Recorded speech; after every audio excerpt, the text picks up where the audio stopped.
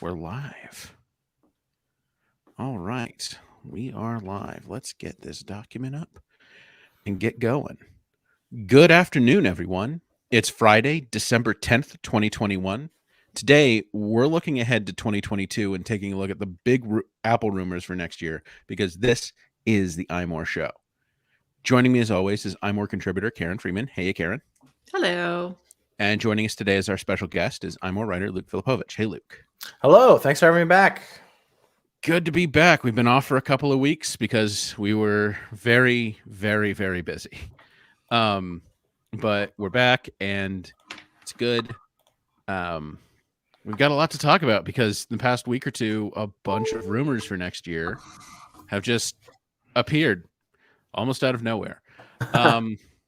But first, let's get to a little bit of news. Apple this week, is it this week actually, or last week? I can never remember. But actually, it was late last week when we didn't have a show. Apple announced the winners of the 2021 App Store Awards. Things like iPhone App of the Year, iPad App of the Year. I don't think it's any surprise, if you've seen the coverage of this, especially around the new iPad Pros, like LumaFusion was the iPad App of the Year for Apple. I've seen many a YouTuber sing its praises who have moved a lot of their workflows to iPad. Apple Watch App of the Year, Carrot Weather. Carrot Weather's always a solid pick. It's a nice set of picks. So if you haven't checked those out, you might want to go ahead and do that. Yeah, so Carrot Weather is not a new app. Is it new to the Apple Watch, or is it just a big update? I think it was a massive update. Carrot Weather had some pretty sizable updates this year. I just couldn't keep track of them all. Okay, yeah, because I use Carrot Weather. I didn't remember. Yeah. And for anyone who is an Apple Arcade subscriber and you want a really good game, check out the Apple Arcade Game of the Year, Fantasian. It's awesome. It's amazing. It's like kind of like an old school sort of Japanese RPG style, kind of like Final Fantasy style game. It looks gorgeous. It runs absolutely amazing on a lot of the newer hardware. I've been kind of playing through it recently, a lot on my iPad Mini 6, and it's been really, really good. So if you're looking for a cool RPG game, I definitely highly suggest that one. Yeah. All right. So let's move on because we have so many rumors to get to for 2022. So and beyond. and beyond. The rumors are reaching out like the next 3 years. I mean, who knows? We've got like the President Cook in 2028 rumor and so much to talk about. Oh, some ridiculous, some not so. But let's start talking about, one of the, I think probably the smaller rumors is about AirPods Pro 2, which honestly, I'm not saying it's my most anticipated Apple product of 2022, but it is a highly anticipated Apple product for me for next year.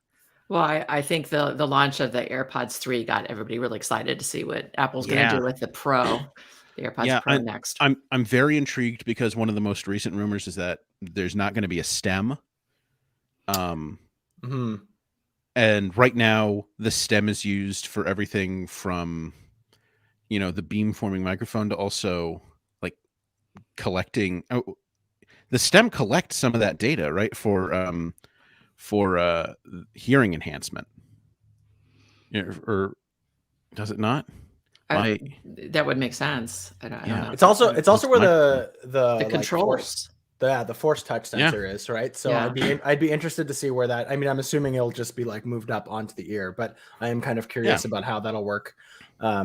Press right into your ear. That's not so comfortable to press into your ear. It's strange because I've always preferred, ever since the AirPods Pro came out, I've preferred the force sensor to the double tap on the stem for the older AirPods. But now that, with the prospect of the stem going away, I would prefer a double tap on the AirPods again. Yeah, that's instead of force pressing something.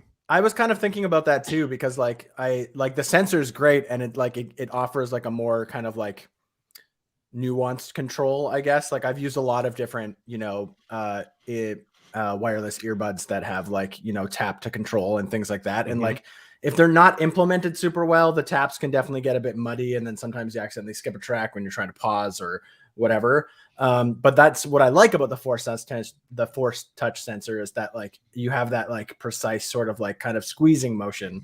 But yeah, to like do that into your ear, if you had to like really press into your ears, probably not going to be the most comfortable, but so I'm interested to see how they'll tackle that.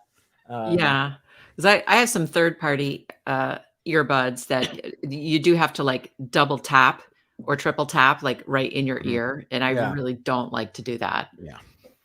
Yeah, maybe it's they can be a little messy. So I'm interested to see how they're going to do that, and I'm also curious.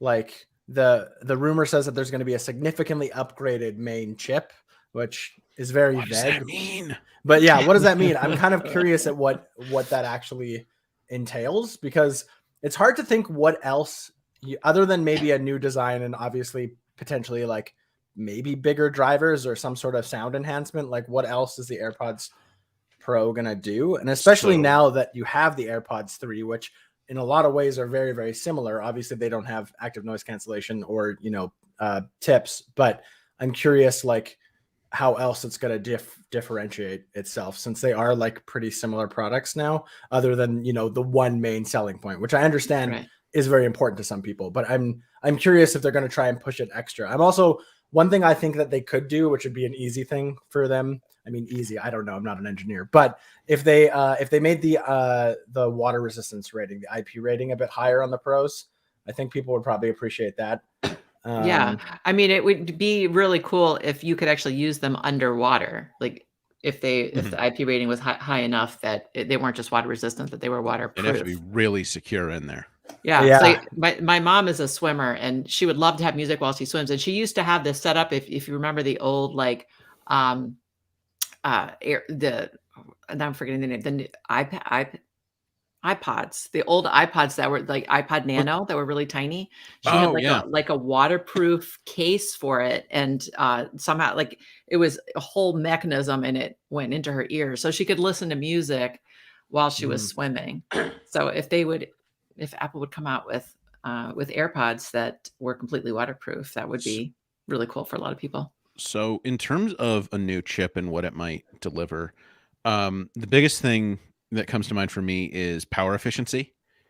Like we've seen it, I think, in the Beats Studio Buds and then also the Beats Fit Pro, 6 hours out of the case where, and I think, is that with ANC on? Yeah. And so, you know, AirPods Pro right now are 4.5 with ANC.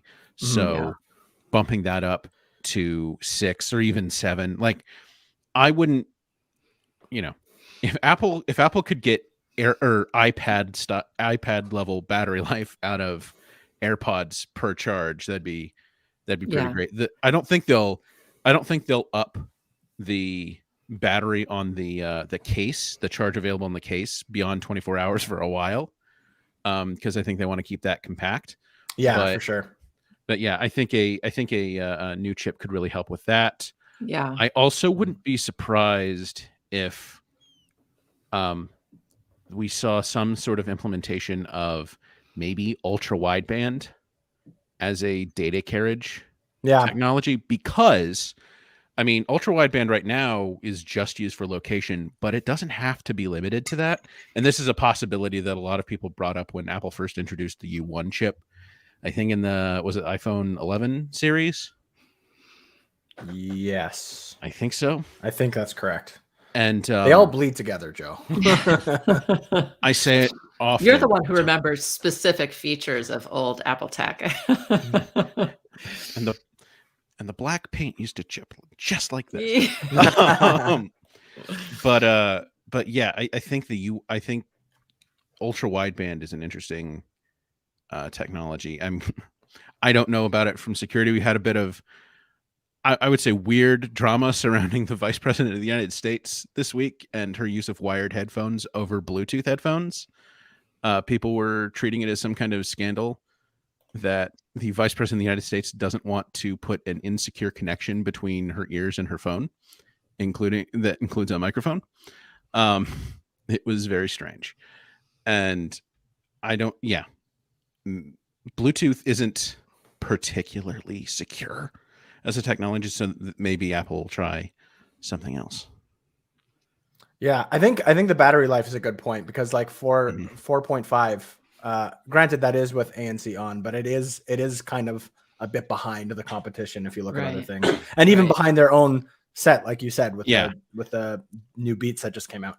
I think it's good that they are not, that Apple as a company is not currently without advancements in battery life for wireless earbuds. I think Yeah. it, that since they have it in Beats, that I mean, it's going to tide them over.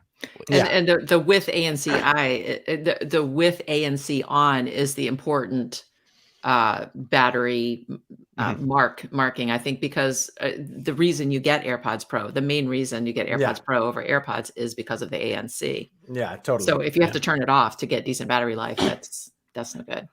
Yeah, I think my question, and I'm just thinking this right now off the top of my head.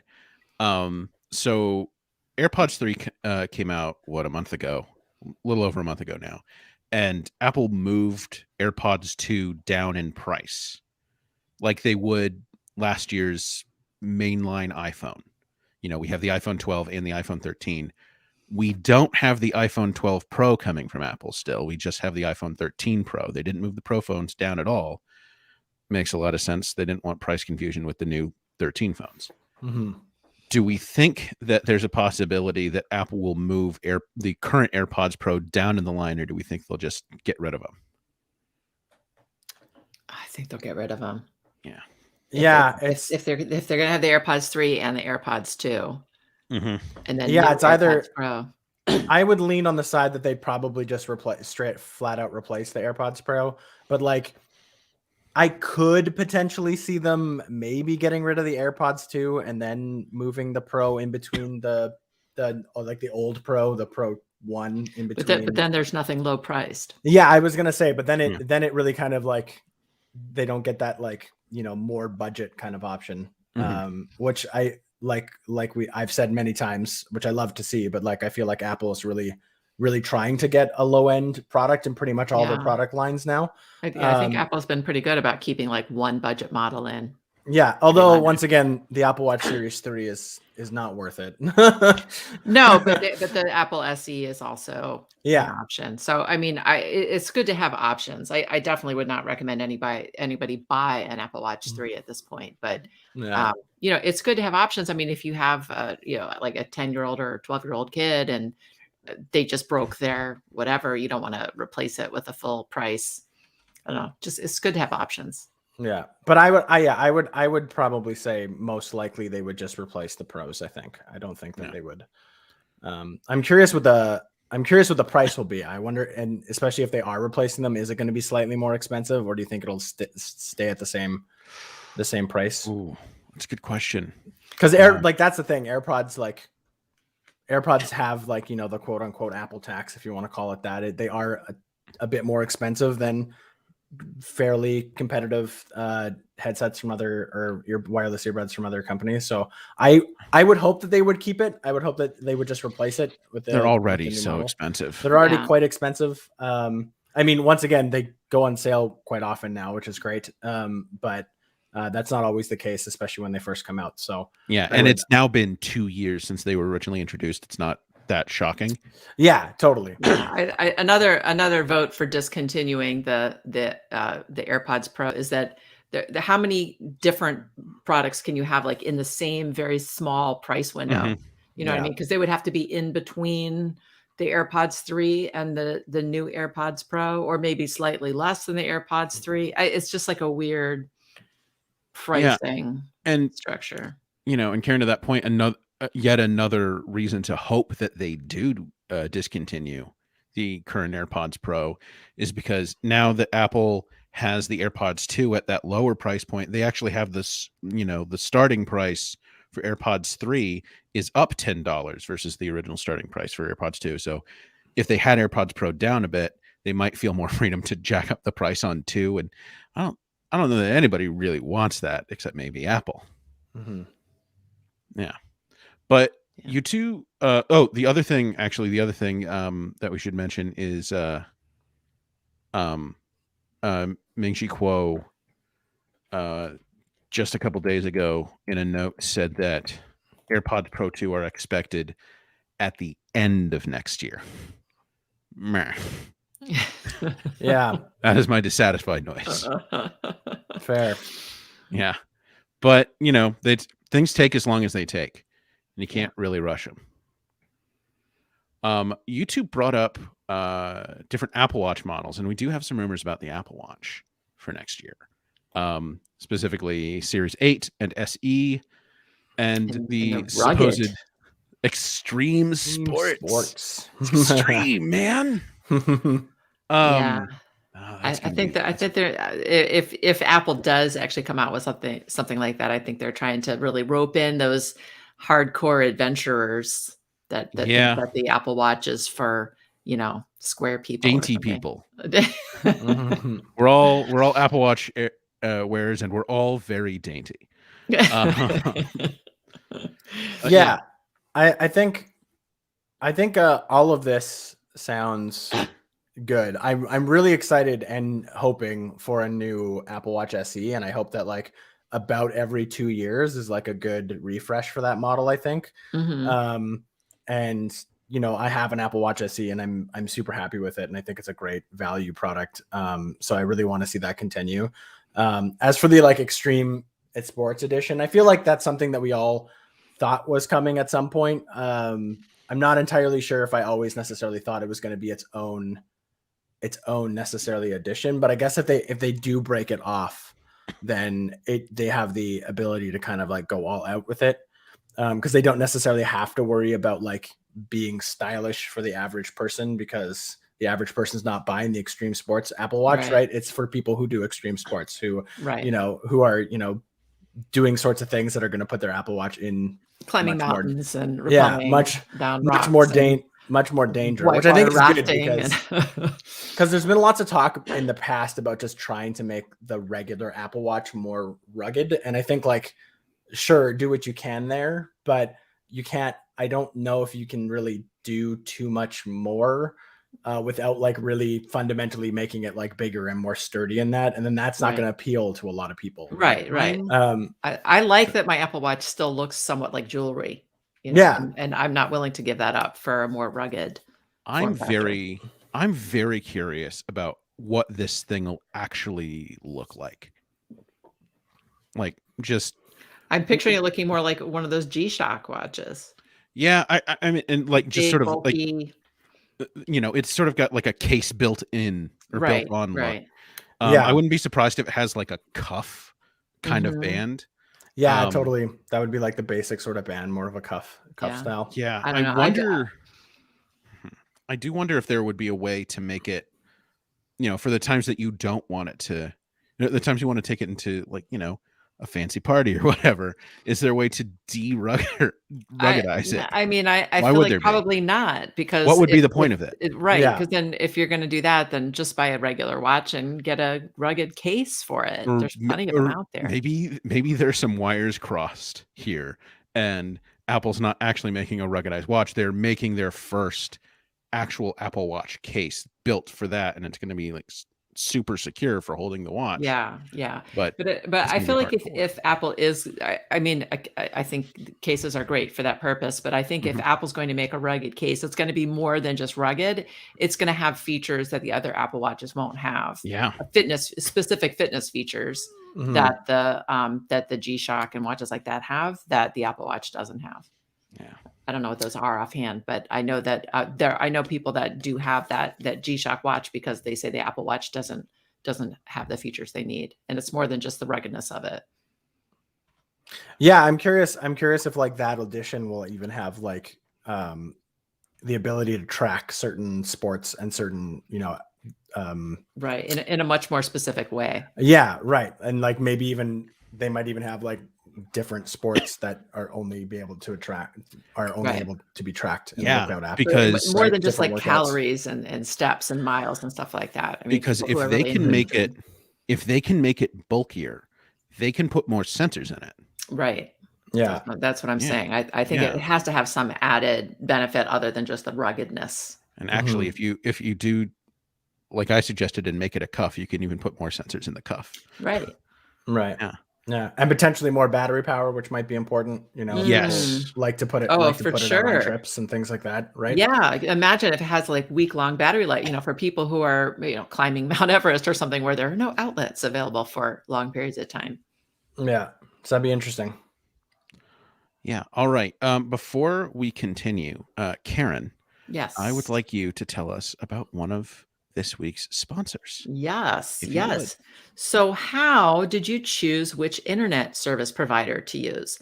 The sad thing is most of us have very little choice because ISPs operate like monopolies in the regions they serve.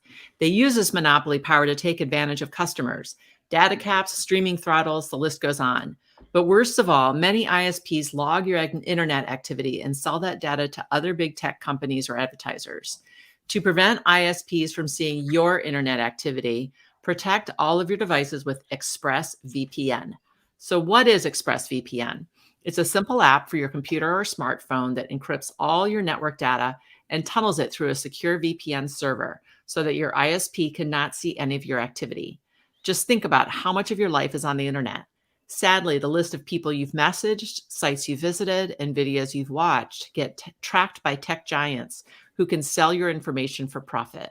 That's the reason we recommend ExpressVPN as the best way to hide your online activity from your ISP. You just download the app, tap one button on your device, and you're protected. And ExpressVPN does all of this without slowing your connection. That's why it's the number one VPN service. It's rated the number one VPN service by Business Insider and The Verge. So stop handing your personal data to ISPs and other tech giants who mine your activity and sell off your information. Protect yourself with the VPN we can trust to keep you private online. Visit expressvpn.com/iMore. That's expressvpn.com/iMore to get 3 extra months free. Go to expressvpn.com/iMore right now to learn more. All right. Thank you, Karen. Mm-hmm. So yeah, big Apple Watch stuff next year. There's still rumors that I think some people are still pushing the idea, maybe rumor, that we will see a more significant Apple Watch redesign next year. And at this point, I don't know.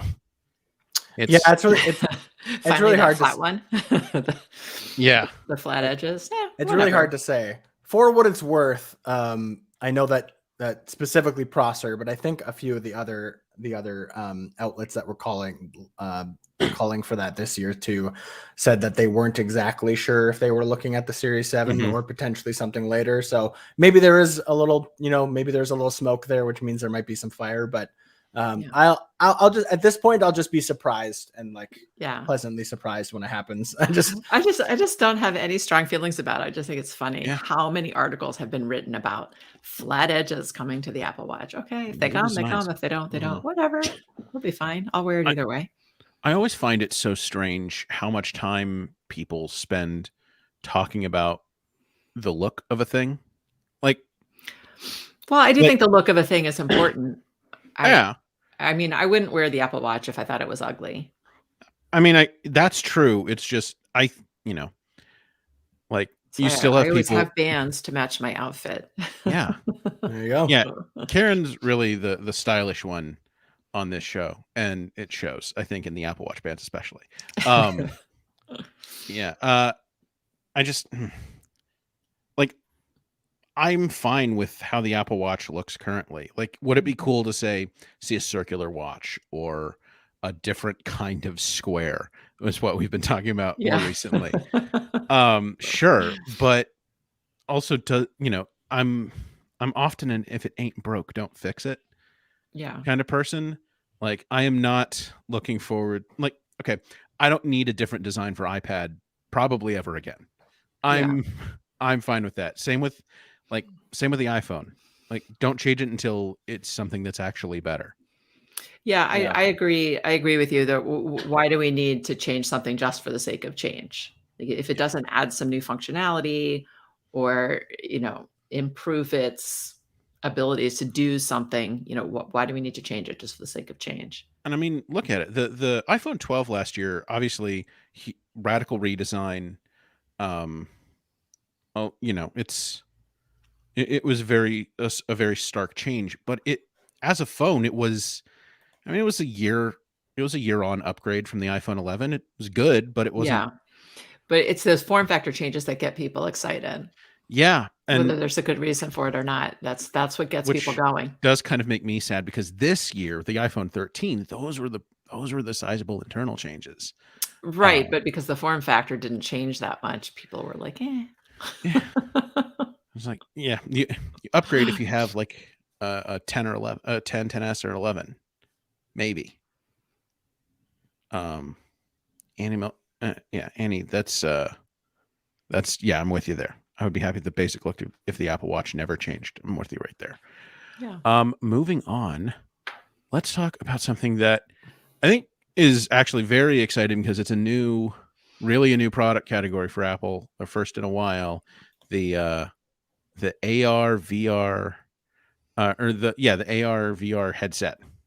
We keep Right, or keep saying MR. It's this. also sometimes called MR. Yeah, MR mixed. I Or think mixed having the one reality. term mixed reality, it's both Yeah. VR and AR. I'm for Right, that. but I've also Just seen one it term. AR, MR, which doesn't make. I mean, That's why not just MR?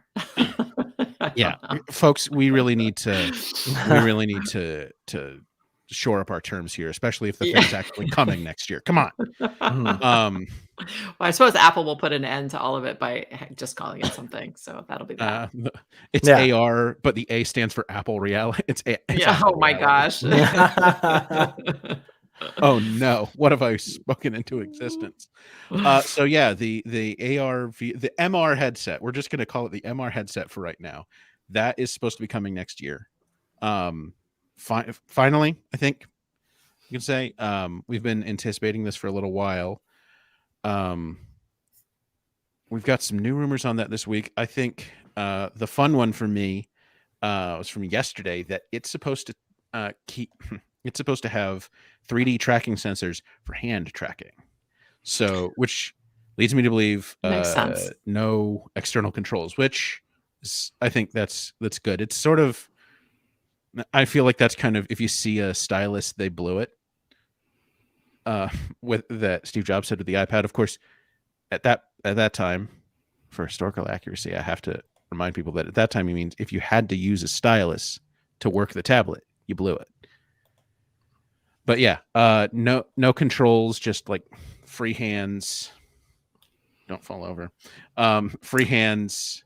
Yeah, the falling over is the thing I'm really concerned about. I know people are very excited about the idea of an MR headset, but Mhm. I've seen so many videos. I don't go searching for them, but they somehow seek me out. These videos of people wearing various, VR goggles or whatever, and just running full speed into walls and Right into the wall. falling over and taking down 3 people with them. And I mean, there's just so much potential for people to get hurt. I don't know, but I don't know Yeah, about this. it kind of reminds me of the first days of the Nintendo Wii, where they had the Wii remote and they'd be People would just flinging it back toss and forth, them. and it'd end up in a TV. It's muscle Yeah. memory. I mean, when you bowl in real life, you let go at the end of your, arm extension. So you have to retrain your brain to hold not on do to that so the much. controller and not Yeah. throw it. Yeah, I'm Go ahead. hoping. I mean, I'm hoping that like you don't necessarily need controller. Like you wouldn't need controllers to do things on it. But like, there's also reports that it's going to focus on gaming is going to be one of the big Yeah. focuses, and like a lot of VR gaming, you kind of need controllers. Like not everything, but like there's definitely use cases for them. So I'm curious at what that'll be because I feel like it will. I mean, it depends on what kind of gaming I guess they're focusing on. I'm personally sort of hoping that Apple like takes this opportunity to start getting into gaming even more. And I feel like, if they really want to do that, then they have to kind of compete with what's already out there, right? The Vives, the Oculuses and things like that. And they have controllers, right? A lot of them have controllers I feel like they're going to have some kind of controller because you're just not going to get granular enough control with your hands. I wouldn't think it's a lot of The Magician's Apprentice from Fantasia, where you're just wide gestures with the hands and you're doing magic and stuff. Right. But it seems like for the very fine things you would need a physical controller. Like the sensors would have to be pinpoint in a way that I think is too expensive. And yeah, like I wouldn't doubt that Apple could theoretically do it. It's just, what's the price? I mean, we've heard like what, $3,000 before on this thing, which I'm not sure if they're going for a gaming focus. I don't buy it. That's not like a consumer level price point. No, it isn't. No, that is a developer price point, maybe. Yeah, this puzzles me because at that kind of price point, I would think it would be for a completely different kind of functionality, like medical research or something like that, where research institutions could afford to buy some of these. But it's just not something that like, a family of 4, we're going to buy 4 of these for the home. Yeah, and it's a 5-figure investment. Something that's like $3,000, you don't want to be whipping that around on your head, I feel like. Right. It's ridiculous is what it is. If they are going for a gaming focus, I gotta think it's not more than 1,000 to start anyway. I don't see. I'm not sure. 4 figures even. Yeah. I wouldn't be surprised if they do the Apple thing and there are multiple levels of it. Maybe there is a more professional friendly one. I don't know what it would do, what more it would do. But yeah, 3,000 seems like. Yeah, I just say I'm going to say it. This is my bold prediction is no. At that price point, it's just not going to be a consumer product. Yeah. We also, and I mean, come on, guys, let's just have a little break here. We also have our first rumors about the 2nd generation of this thing. I know. Yeah, I thought that was funny. It's like let's see if this thing actually exists before we start talking about the next generation of it. Yeah, it's kind of like at this point, it's a little bit like talking about the 2nd generation of AirPods Max. I feel like that's a brave prediction that there will be one. I feel like. Yeah, but we don't even have one of these headsets yet. Yeah, exactly. We're already talking about the second one. It's even more foolhardy. Let's see if it actually ever releases one. We don't know for sure that Apple will. So this is another note from Ming-Chi Kuo from earlier this week, and dude, it's old. Yeah, he's got great supply chain sources. I know. I mean, there's a reason to listen to him, but. So the first thing he says is that mass production for the first headset will be in Q4 2022, which, okay, is that, I got to think, is that Apple's Q4 2022 or like calendar Q4 2022? I always wonder. Remind me, what is Apple's Q4? So Apple's Q4 2022 is, hold on, July, August, September. Okay. That's the end of of 2022 for them. So if it's Apple's Q4, that makes sense if they're releasing it for the fall. If it's actual Q4, that's October, November, December. They could announce in October, release in November, or even release in December. It's not like they haven't done that before. But yeah, I mean, so Q4 2022 for the first one. Yeah, getting it out specifically for gaming stuff too. Like if it does have a focus on gaming, like getting things out in November is pretty prime in a lot of it would have to be like early November. Yeah, that's usually like, I mean, not that you can find them anywhere due to shortages, but like that's when the PS5 and the Xbox Series X launched, and it's pretty popular, right? Because it's always for that holiday season, right? That's it. It's always a huge boost there and a good sales strategy because everyone's looking for it. For sure. I mean, think about it. You can't have the major toy of the year come out in January. Yeah, exactly. Right. And it will be that, won't it? Yeah. If it is aimed as a consumer product, November seems like the deadline on that. Yeah, early November. Yeah, early November at the latest. And that also depends on how, I mean, you got to wonder with all the shortages going around in various tech right now, you got to wonder how much are they actually going to be able to produce when they first if it does come out next year. With right? all the shipping delays, like I don't expect supply Chips- chains to be yeah. just magically cleared up in a year. Yeah, no, it gonna doesn't take look like they're time. going to be cleared up for a long time. So I'd be interested, like if they don't have it early November, like those dates are going to slip real fast past Christmas, right? Right. So past the holiday season. They the have lots entire of holiday season. pictures of MR headsets under the Christmas Yeah, trees. yeah, under the trees. Yeah. Yeah. He also says, Quo also says that this thing is going to weigh between 300 and 400 grams, which isn't super heavy. It's also not particularly light. I'm expecting some metal on this thing. How many pounds is that? That's a good question. Isn't like 1,000 grams a pound? I'm pretty sure. I could be wrong. Convert 300 grams into pounds. It's 0.88 pounds. Yeah, well, 300 grams is 0.66 pounds. So and 400 is. Oh, 0.88. right. Sorry. It's under a 500, pound. 500 grams is a pound. That's what I'm. Yeah. Okay. I don't know why. But I'm thinking of. I've talked about this before. I've got a large set of over-ear headphones, and they weigh around 400, and they're fine. They're good for that. I'm just wondering what that weight looks like distributed forward. Right. And also keep in mind that you're an over 6 foot tall man. You know, That's true. how it feels to you may be a little different than how it feels on me or how it feels on a child. Weight with things like this, with things you wear on your head, especially, I find weight distribution is going to be the key here. Yeah, for sure. Yeah. And I mean, not that this is anywhere close to reality, at least yet. But if you do happen to get one of these, take a break every now and then. Give your neck give your neck a time to not be strained. Come on, Luke. Everybody just walks with your head to the side. Go touch grass. Yeah. Well, that's the thing. It's a mixed reality headset, so you should be able to keep it on while you go touch grass. You should be able to see out of it. Yeah, that's 300, 400 grams. But yeah, 2024 for the second generations. For the second generation device, and I think he says the emphasis is going to be on part of the emphasis is going to be on a new battery design, which they're already redesigning the battery. Yeah, because the battery life on the first one just isn't great. Yes, as we know, currently the Apple AR VR, the MR headset gets 0 hours and 0 minutes of battery life because it doesn't exist yet. It's not here. So crazy.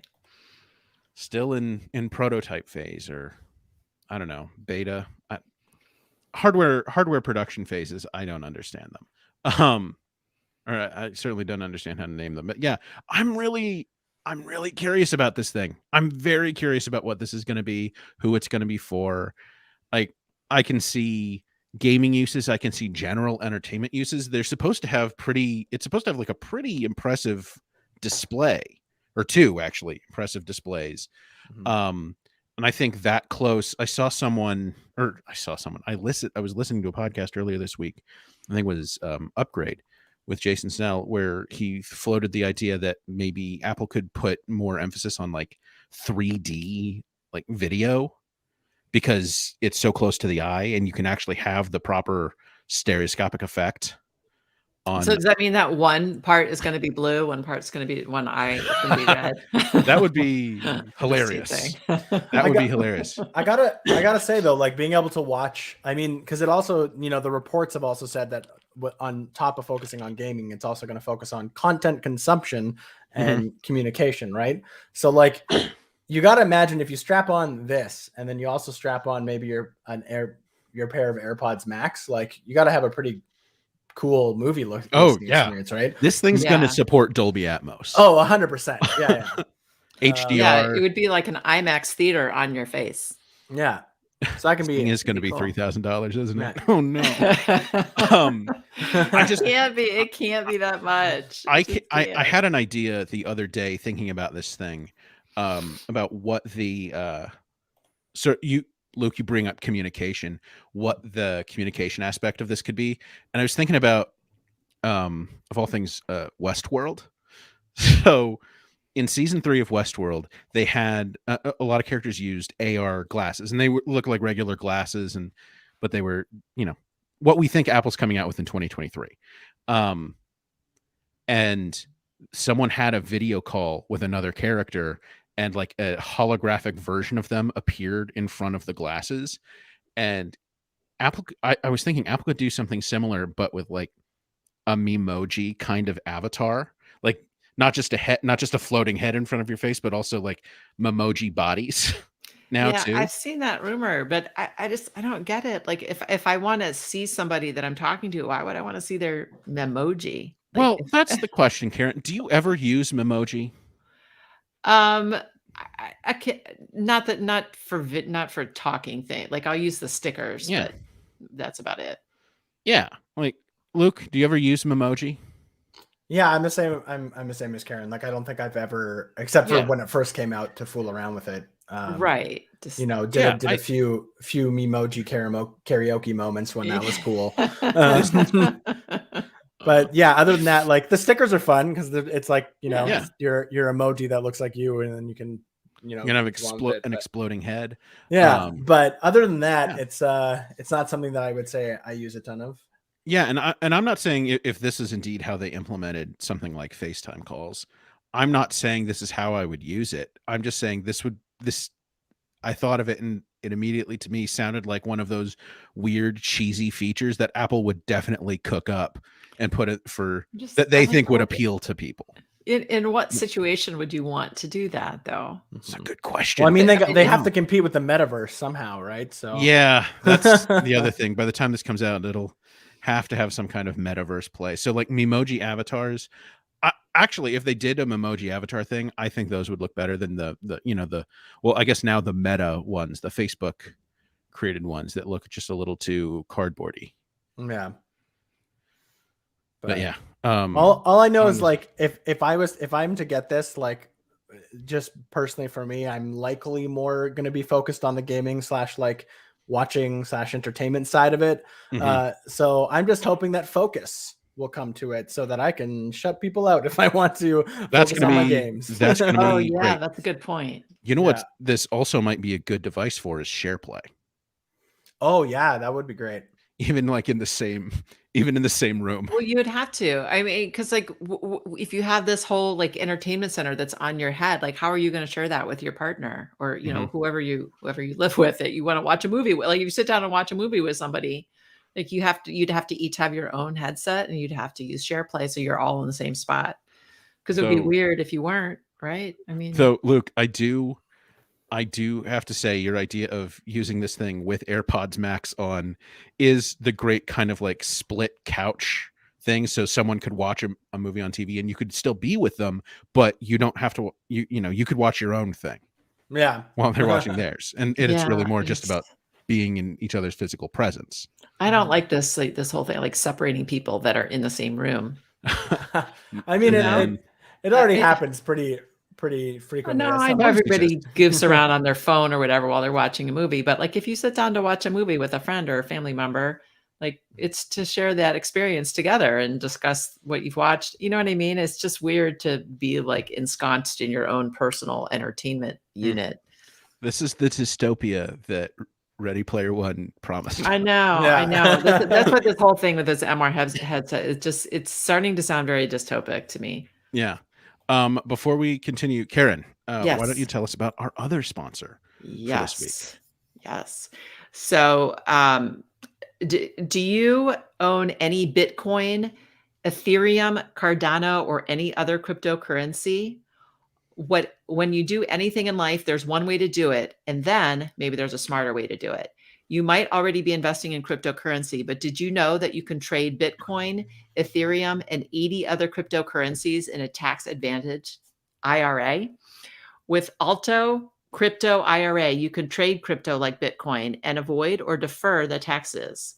So you can create an account in just a few minutes. There's no setup charges. You can invest with as little as $10. And you have industry-leading security, the advanced encryption standard for wallets and private keys. There are multiple ways to fund your account. You can make a cash contribution, transfer cash from an existing IRA, or roll over an old 401k. Ready to take your investments to the next level? Diversify like the pros and trade without tax headaches. Open Alto Crypto IRA with as little as $10. Just go to altoira.com/imore. That's altoira.com/imore. Start investing in cryptocurrency today. Go to altoira.com/imore. All right. Thank you very much, Karen. All right. Let's kind of finish up here talking about iPhones. It's the product people most care about any given year. Yeah. Because I know that because I see traffic numbers. Y'all just care. It's only there's iPhone and there's everything else. So let's start with the iPhone SE, because rumor has it we will be getting an iPhone SE 3 next year. I think it's supposed to be early next year, I believe. Yeah, the report says first quarter. Yeah. So iPhone SE 3 with 5G to launch in first quarter 2022. If that, and I would assume the processor are the only changes, I think that's Apple's going to have a successful product there. Yeah. Mm-hmm. I don't think we're expecting any major design updates, and we probably shouldn't for a long time. But yeah, 2023 or 2022 first quarter 5G. That's it. That's the product. That's what it should be. I would assume it has the A15 in it, like the iPhone 13, as is tradition with the iPhones SE that come out after about 6 months after the previous flagship. It'll have similar internals, older exterior, and now 5G. Yeah, makes sense. It's just a good quality of life update to the product line, right? Which is all it really needs. Which really all it really needs. First of all, if you have an iPhone SE right now, you just got one in 2020, you don't need to upgrade to this unless you really want 5G for whatever reason, which is fine. But iPhone SE owners are not the people that buy new phones because they're new. Yeah, they totally. replace phones when they need a new phone because it's 5 or 6 years old and it doesn't work anymore, or because they've lost or dropped it, or something like that. Exactly. So when they do go to replace it, now they'll be able to have something with more modern internals. Yeah, and one of the things that I find really interesting about this rumor, and it goes along with the other iPhone SE rumor from this week, is this does seem like it's going to be like a full-on new iPhone SE, new chip, new internal, full-on new internals, 5G. But I think the original rumor from last year when the iPhone SE 2 came out was that either this year or the year after we're going to see a bigger iPhone SE, and now that appears to be happening in 2023. Yeah. This is, of course, another Ming-Chi Kuo original. 2023 for a bigger iPhone SE, which I assume it comes in at $499. Makes a lot of sense to me. Maybe even $449. So do you think that in 2023 that Apple will make a second iPhone SE, so they'll have both the regular size and the larger size? Okay. Yeah. I think that would be the only reason why they would make them, if this report does end up being correct, to make them a year apart, only a year apart, and and actual different form factors would be if they're keeping both around, right? Right, because I think to get rid of the smaller form factor would be a huge mistake. Yeah, and I think it would make a lot of sense for Apple to do this in terms of just planning a product roadmap, because one of the things that's supposed to happen this year, and we'll talk about it in a little bit, is with the iPhone 4 or this next year, with the iPhone 14, the 14, and it's supposed to be 14 and 14 Max and 14 Pro and 14 Pro Max. So they're getting rid of the mini. Yeah. We're all sad about it. I think, I prefer a smaller phone. I don't like the move towards gigantic phones, but I see the reason for it. And that is that there are some people that don't own computers in this day and age because their computer is their iPhone. They don't have iPads. They don't have, I literally know somebody who her only computer is her phone. So she buys she buys the Pro Max, even though she doesn't really want to spend Pro Max money, but she buys the Pro Max because she does everything on that phone. I mean, that's how she pays her bills. Like that's her computer. Yeah. Email, Totally. everything. And I think there are a lot of people that would get the iPhone 13 Pro Max for this display size that can't because it's just too expensive. Right. So if there was an SE Max or even a 13 Max, like she definitely would have gone that way.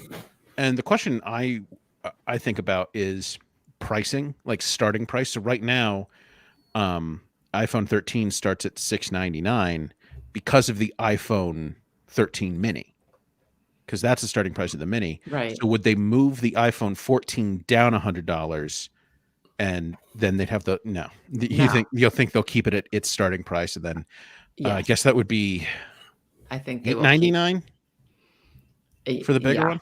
That's what I think. And I think it'll be the same thing with the SE. If they come out with a bigger SE, it'll be $100 more than the either SE. I think with the SE I can see them going only $50 more because it's the SE line, but maybe I tend to think you're right that it'll be $399 and $499. But I don't think they're going to lower the prices of the regular size phone. That'd be nice, but it would be, but no. Yeah. So they'll have those sort of paired bigger, smaller mainstream phones, and then paired bigger, smaller SE phones. And I think I would guess that the larger, let's say the SE, what's the bet? They don't call it SE Max, they call it SE Pro because it looks like a phone from back when they had the Pros. No, they can't. Let's just add some. They're going to add some confusion. No. They have to keep Pro. They're going to drive mean me like nuts. Professional. They can't make Pro mean big. They can't. No, they'll do it, and you'll watch my head. No. Right off my body. To say that though, it's interesting that the report of the bigger SE is saying that there might be more RAM in that model than like. Yeah, that's happened historically. Yeah. With versus smaller phones. There is technically a bit of a performance upgrade there, but I agree with Karen. Like they're not going to waste the Pro moniker on something like that. Whatever they call it. Yeah. I do believe that it will internally resemble, next year's SE in that it'll be an A15. They won't put an A16 in it. Right. Yeah. I would probably agree with that. I mean, who knows? They might. One of the reasons though, just for everyone's information, one of the reasons that they might feel a little more free to put additional RAM in a phone is because that more RAM, the more RAM you have, the more power you consume. And the iPhone SE has a bigger battery. But also, it will be more performant if it does have more RAM. So it's fun. I spoke about the iPhone 14. We have another iPhone 14 Pro rumor. This is really more of we can't call it a confirmation until Apple announces it, but it is more, it's more backup for John Prosser's report earlier in the year about the iPhone 14 Pro, and that it will be a hole punch design, notchless. Yeah. Which is, I'm not a fan of any of these on-screen divots. Yeah. Cutouts. I don't love them. I guess I don't know that it's necessarily better if it's a hole punch or a. It's better if they can put the battery percentage back at the top of the screen. Hear that, Apple? Give Karen her battery percentage. Let her have that specific level of anxiety, and you'll be fine. All I ask. I think it's, my sister was home for Thanksgiving, and she, full disclosure, works at Google, and she has a Pixel for work, and I think it's a Pixel 5, and it's got the hole punch camera, but it's like in the left corner. And Google has done a lot of wallpaper. They have a lot of built-in wallpapers that sort of like swallow the camera. And it's very interesting. She's got one with pugs. It's very cute. And I just don't know. One of the things that's interesting to me about this particular rumor, this is from the Elec, which track record here is not 100%, but it's also not 0. Um, 6.06 inches for the iPhone 14 Pro. And I don't know if that's actually, so right now the screen's supposed to be 6.1 inches diagonally. I wonder, I don't actually know off the top of my head if the iPhone 13 is 6.1 inches across or 6.06. It's Okay. 6.1. All right. So a very slightly smaller screen. So why would they go smaller on the screen? I have no idea. I would imagine they are maybe they are reducing bezels further and shrinking the phone ever so slightly. It's a mystery. Yeah. I mean, if they're going with a smaller screen, the phone better be smaller. That's for sure. Yeah. And but I mean, now we will have both of these phones, both of the smaller and bigger phones will have the same screen size. So it's 6.06 and 6.7. You just reading the fine print on Apple's website. So the iPhone 13 display is 6.1 inches when measured diagonally, but when it's measured within a standard rectangle, it's 6.06 inches. What do you mean within a standard rectangle? What does that mean? It's always measured. Screen sizes are always measured on the diagonal. Yes, that's true. Is that not including the bezels? Is that then, Luke? I would imagine if measured as a standard rectangle, I think that probably means like flat edge to flat edge, which measures rectangles. So. No, they never measure screens that way. Never. For TVs, like since the beginning of time, it's always a diagonal. I remember buying a 13-inch TV when I was like a teenager, and it was measured across the diagonal. I don't really understand what it's saying. It's just saying, you know what I think it is? When measured as a standard rectangle shape, the screen is 6.06 inches diagonally.